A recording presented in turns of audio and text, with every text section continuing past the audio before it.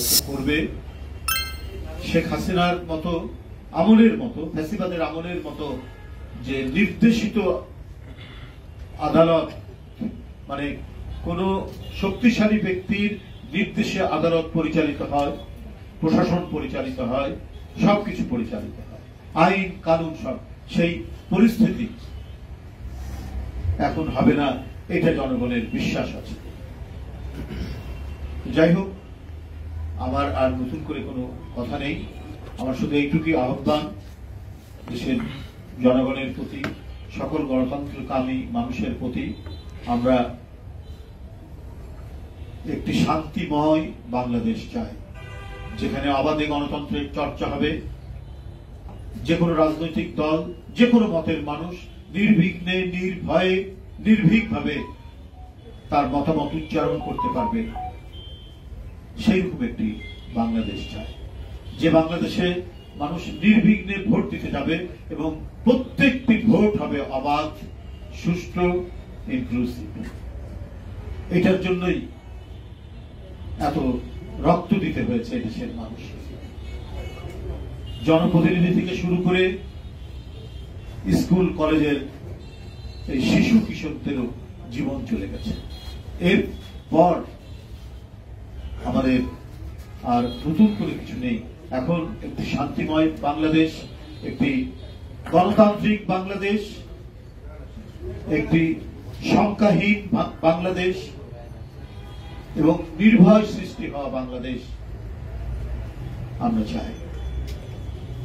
বন্ধুরা আমার, যে বিষয়টি আপনাদের সামনে উল্লেখ করতে চাই, যার জন্য আপনাদের আহ্বান জানাচ্ছি, আগামী 20 নভেম্বর আমাদের দলের ভারপ্রাপ্ত চেয়ারম্যান, যিনি গত ফ্যাসিস্ট রেজিমের আন্দোলনের ফসল মঈনুদ্দিন ফখরুদ্দিনের দ্বারা ভয়ঙ্কর রূপে নিপীড়িত হয়েছেন, নির্যাতিত হয়েছেন, শারীরিকভাবে কারাগারে বন্দী করে, তারপরে দীর্ঘ সময় তিনি অসুস্থ থেকেছেন, চিকিৎসা হয়েছে দেশের বাইরে, এবং তারপরে তিনি দলের যখন হাল ধরেছেন 2018 সালে, এরপরে গণতন্ত্র ফেরানোর জন্য তার যে নিরন্তর সংগ্রাম, এটা এবং সেই সংগ্রামের নেতৃত্ব দেওয়া, জনগণকে সংগঠিত করা, প্রতিনিয়ত তৃণমূলের সাথে যোগাযোগ করা প্রযুক্তির মাধ্যমে, ভার্চুয়ালি এই কাজটি তিনি করেছেন, বিরামহীনভাবে এই কাজগুলি করে গেছেন।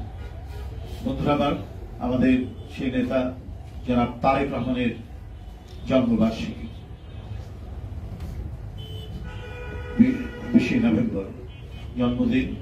এই উপলক্ষে গতবার আমরা যেমন বলেছি, এবারও বলছি, কেউ কোনো ইউনিট ঢাকা সহ কোন ধরনের আড়ম্বরপূর্ণ কোনো অনুষ্ঠান করবে না, একবারে সুস্পষ্ট ভাবে বলা হয়েছে।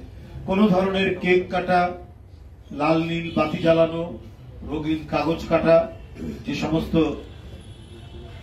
জন্মদিন উপলক্ষে যারা যেভাবে করেন, এই ধরনের কোন কাজ, এই ধরনের কোন অনুষ্ঠান দলের কোন পর্যায়ে, একেবারে তৃণমূল থেকে জাতীয় পর্যায় পর্যন্ত কেউ এই ধরনের কোন অনুষ্ঠান করবেন। যদি মনে করেন করবেন, তাহলে ওই টাকাটি আপনারা গরিব মানুষের সাহায্যার্থে আপনারা দেবেন। আপনারা জানেন, এখনো মানুষ 5-6 দিন না খেয়ে থাকে। গতকাল পটুয়াখালীর আমরা একটি প্রত্যন্ত অঞ্চলে গেছি, একটানা 5 দিন না খেয়েছিল এক ব্যক্তি। সেটি সংবাদপত্রে উঠাতে ভারপ্রাপ্ত চেয়ারম্যান লন্ডন থেকে সেটি দেখেছে, এবং আমরা বিএনপি পরিবারের মাধ্যমে তিনি সেখানে তার সহযোগিতা পৌঁছানোর জন্য তিনি বলেছেন। আমি সেই গতকালের সেই কর্মসূচিতে সেখানে গিয়ে উপস্থিত হয়েছিলাম। তো এইরকম বহু বুভুক্ষ মানুষ, নিপীড়িত মানুষ এখন রয়েছে। সুতরাং কেউ কোনো আড়ম্বরপূর্ণ অনুষ্ঠান করবেন না, বরং অসহায় মানুষদেরকে কিভাবে সহযোগিতা করা যায় সেভাবে করবেন। তাও সেরকম ঢাক ঢোল পিটিয়ে